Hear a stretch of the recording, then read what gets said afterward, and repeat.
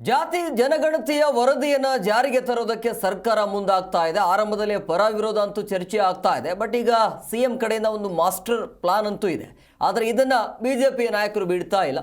So ಈ ಒಂದು ಸಮೀಕ್ಷೆ ಸರಿ ಇಲ್ಲ ಅಂತ ಹೇಳ್ತಿದ್ದಾರೆ. ಒಟ್ಟಿನಲ್ಲಿ ಪರ ವಿರೋಧ ಜೊತೆಗೆ ದೊಡ್ಡ ಮಟ್ಟದಲ್ಲಿ ಒಂದು ಚರ್ಚೆ ಆಗ್ತಾ ಇರುವಂಥ ವರದಿ ಇದು. ಬಟ್ ಕೊನೆಗೆ ಈ ಜಾತಿ ಗಣತಿ ವರದಿಯನ್ನು ಜಾರಿಗೆ ಮಾಡೋಕ್ಕಾಗತ್ತಾ ಇಲ್ಲ? ಅದರ ಒಂದು ವರದಿ ನಿಮ್ಮ ಮುಂದೆ.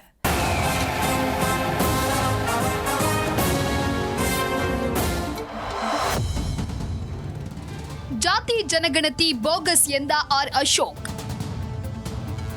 ಅಶೋಕ್ ಯಾವತ್ತಾದ್ರೂ ಸತ್ಯ ಹೇಳಿದ್ದಾರಾ ಎಂದ ಸಿಎಂ.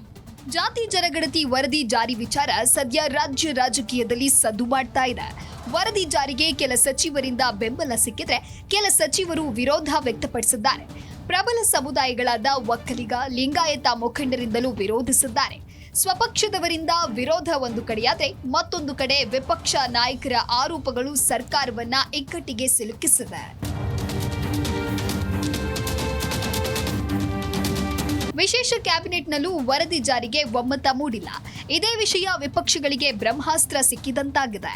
ಜಾತಿ ಗಣತಿ ವರದಿ ಬಗ್ಗೆ ವಿಪಕ್ಷ ನಾಯಕ ಆರ್ ಅಶೋಕ್ ಸಾಕಷ್ಟು ಆರೋಪ ಮಾಡಿದ್ದಾರೆ. ಇದೊಂದು ಸಿಎಂ ಸಿದ್ದರಾಮಯ್ಯ ಮನೆಯಲ್ಲಿ ಸಿದ್ಧವಾಗಿರುವ ಬೋಗಸ್ ವರದಿ. ಒರಿಜಿನಲ್ ಕಾಪಿ ಸಿದ್ದರಾಮಯ್ಯ ಮನೆಯಲ್ಲಿ ಇದೆ.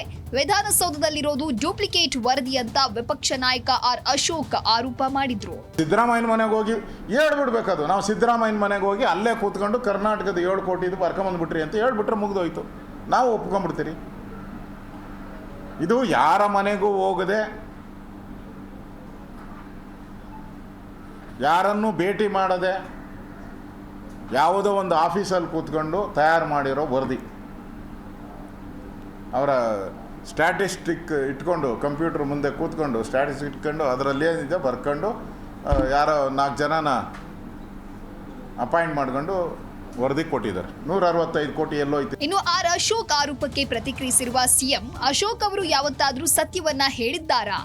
ಜಾತಿ ಜನಗಣತಿಯ ಮೂಲ ಪ್ರತಿ ನನ್ನ ಬಳಿ ಇರಲು ಹೇಗೆ ಸಾಧ್ಯ ಎಂದು ಅಶೋಕ್ ಹೇಳಿಕೆಗೆ ಸಿಎಂ ತಿರುಗೇಟು ನೀಡಿದ್ರು. ಮೂಲ ಪ್ರತಿ ನಮ್ಮ ಹತ್ರ ಇರೋಕ್ಕೆ ಯಾಕೆ ಸಾಧ್ಯ ಆಗುತ್ತೆ?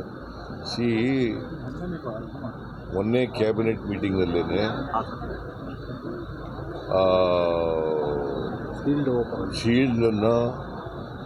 ಶೀಲ್ಡ್ ಕವರ್ನಲ್ಲಿ ಇತ್ತು.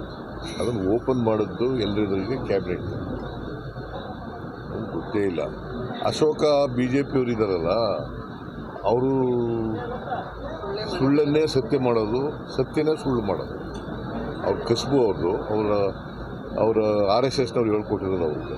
ಜಾತಿ ಗಣತಿ ವರದಿ ಬಗ್ಗೆ ಸಿಎಂ ಹಾಗೂ ಸಚಿವ ಮಹದೇವಪ್ಪ ಸಮರ್ಥನೆಯನ್ನ ಮಾಡಿಕೊಂಡ್ರೆ ಕಾಂತರಾಜು ಅವರ ಮೂಲ ವರದಿಯೇ ಇಲ್ಲ ಅಂದಮೇಲೆ ಜಯಪ್ರಕಾಶ್ ಹೆಗಡೆ ಹೇಗೆ ತಯಾರು ಮಾಡಿದ್ರು ಎಂದು ಪ್ರಶ್ನೆಯನ್ನ ಮಾಡಿದ್ದಾರೆ ಬಿಜೆಪಿ ಶಾಸಕ ಸುನಿಲ್ ಕುಮಾರ್.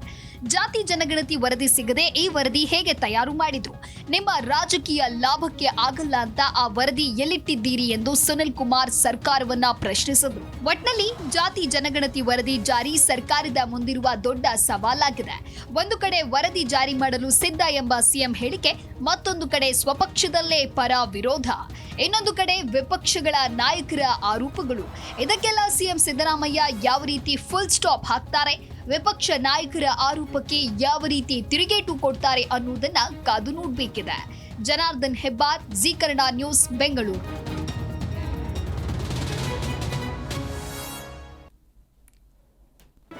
ಜಿ ಕನ್ನಡ ನ್ಯೂಸ್ ಈಗ ನಿಮ್ಮ ಮನೆಯಲ್ಲೇ ನೋಡಿ. ಎಲ್ಲ ಕೇಬಲ್ಗಳಲ್ಲಿ ಈಗ ಲಭ್ಯ. ನಿಮ್ಮ ನೆಚ್ಚಿನ ಜಿ ಕನ್ನಡ ನ್ಯೂಸ್ ಈಗ ಸನ್ ಡೈರೆಕ್ಟ್ ನಲ್ಲಿ number 292, Tata play number 1664, Jio TV number 1334, NXT digital number 30, in cable number 30, city networks 51, U digital number 162, GTPL number 17, Rockline telecommunications number 42, Shri Basaveshwara cable number 168, rural cable network 60, Vinayaka digital 57, Abhishek cable 821, city channel 53, Siddeshwara cable network 57, V4 digital Infotech 628, Surya digital networks 53, Gajanan digital number 836, Malnad infotech private limited number 56, Metrocast number 830, victory digital number 167ರಲ್ಲಿ ನೋಡಿ ಆನಂದಿಸಿ.